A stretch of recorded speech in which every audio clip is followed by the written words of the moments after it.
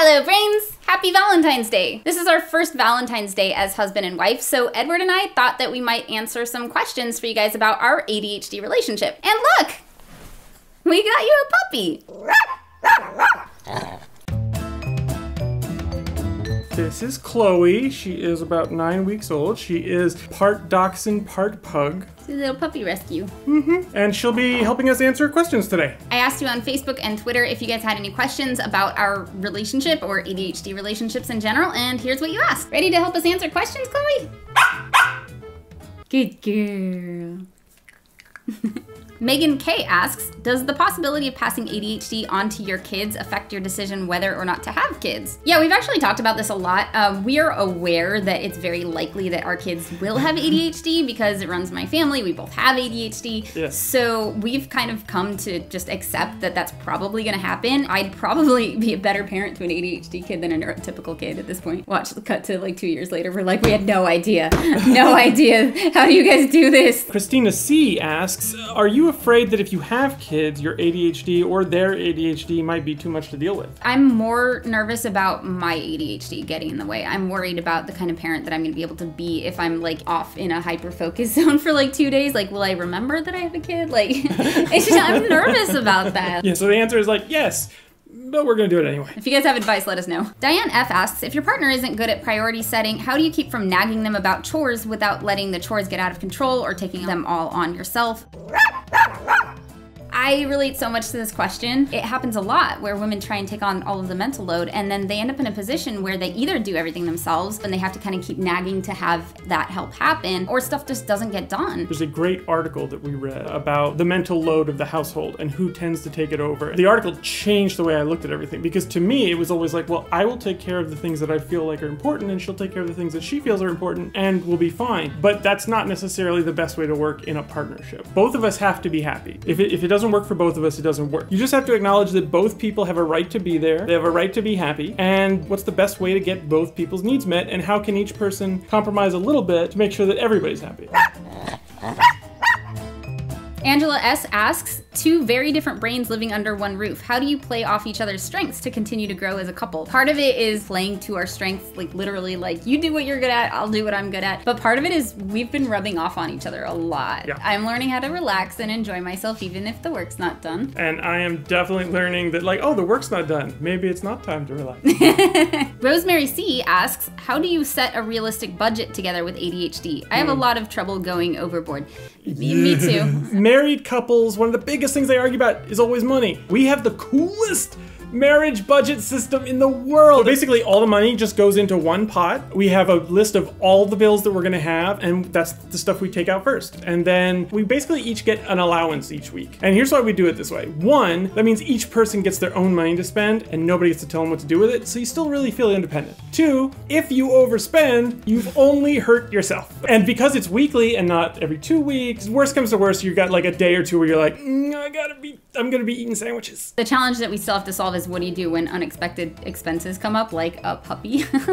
Sometimes we splurge on a puppy together. By the way, credit cards, I can't handle them. I have credit cards, I do not take them with me. I cannot trust myself. Kimbra G asks, have you considered an episode about ADHD and pregnancy/breastfeeding? Nope, we haven't. Nope. I do want to have somebody on to talk about it. Basically, the studies that are coming out put ADHD medication in a category that's considered moderately safe for pregnancy and breastfeeding. That's the actual category. It's called moderately safe, which means it's possible that it's not good for the baby, but there aren't studies that show any significant risks. If your psychiatrist feels that it's important for you to stay on your medication because you're very stressed out without your medication, we do know that stress is not good for a fetus. So it's kind of one of those situations where it's like, this might not be good, but we know this is not good. But again, do your own research. Heath W asks, if your partner is emotionally dysregulated, do you have trouble with feeling bad about it or wanting to do anything to fix it? Yeah, sometimes. I tend to cry every time we get into a fight, and I had to tell Edward, it's not your fault that I'm crying. This is just my reaction. This is how I am. It's not yours to fix. And that's helped a lot. And anytime I get emotionally dysregulated about different stuff, it's not her job to fix. But at the same time, if you can offer like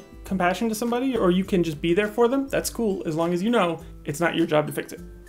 Urfa B asks, since it's about ADHD relationships, would you feel comfortable talking about the wrong ones you spent too much time in? Why did you divorce? And how was the recovery like? Because ADHD brains can get fixated. So yeah, this is not my first marriage. I have been married before, and I did go through a divorce. I had a history of being in relationships where I wasn't necessarily happy, but like I wanted to help, or I wanted to change them, or I wanted to fix them, or I was just attracted to people that needed me somehow. And that's pretty common for ADHDers.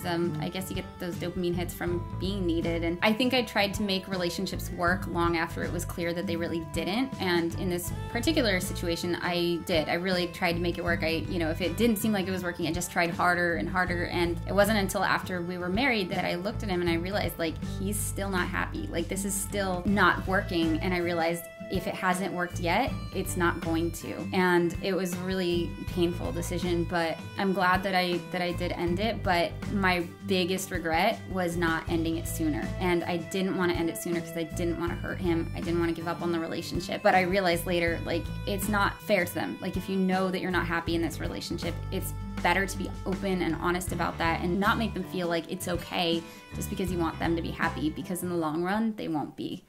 Nicole MJ asks, what do you do when gentle reminders and clear explanations of what your spouse can do to help you around the house are listened to for a week at most? Okay, I figure there's probably two different potential issues there. The one issue is they're actually just forgetting. There's nothing wrong with not being able to remember to do something. I feel like it's a little your fault if you're not doing anything to fix it. So for example, I have trouble remembering some of Jessica's favorite things, so I write them all down in a secret document that she doesn't know how to find. Likewise, if somebody else is having trouble remembering to do the whatever, maybe they need to put some post-it stuff, or maybe they need to make a little sign for themselves or set a reminder on their phone, or whatever it is that will do that. The second version of that, which is maybe they're just not interested in doing it, that's a bit more serious and you need to have a conversation. What I found is it's important to have both people be invested in whatever the solution is. And you can do that by, rather than trying to fix somebody or tell them the way they should be behaving, don't solve the problem for your partner, bring the problem to them and solve it together. Kira C says, I always get bored about 3 months into a relationship. How do you handle that, and is it harder once you're married? Don't be boring is literally one of our relationship rules. Rule number 3. We'll link to the videos with our relationship rules in the description. I said don't be boring because I do tend to get bored of relationships. I used to think like the beginning,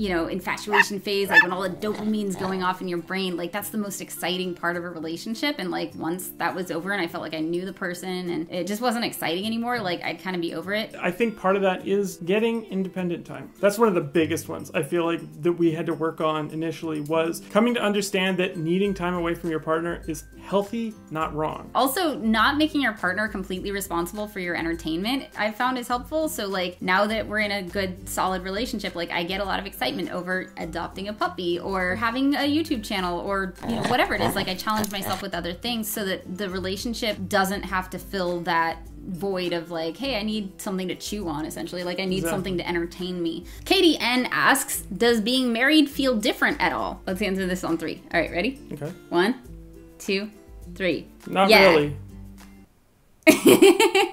No, we're going to need to talk now. Like things haven't really changed, but I feel a little more secure. When we have conversations, it's not like, oh no, is this gonna ruin our relationship? It's like, well, we're gonna be together, so we kind of gotta figure this out. Then in that sense, yes. You get treats. This is what it's like to be a celebrity. That's it for this week. Chloe says thank you to our brain advocates and all our Patreon brains for making it so we can work from home on these videos and have time to train her and still afford treats. The new episode will be about habits. That'll be out soon and it's gonna be really super cool, so click the bell so you don't miss it, and we will see you next week. Bye, brains!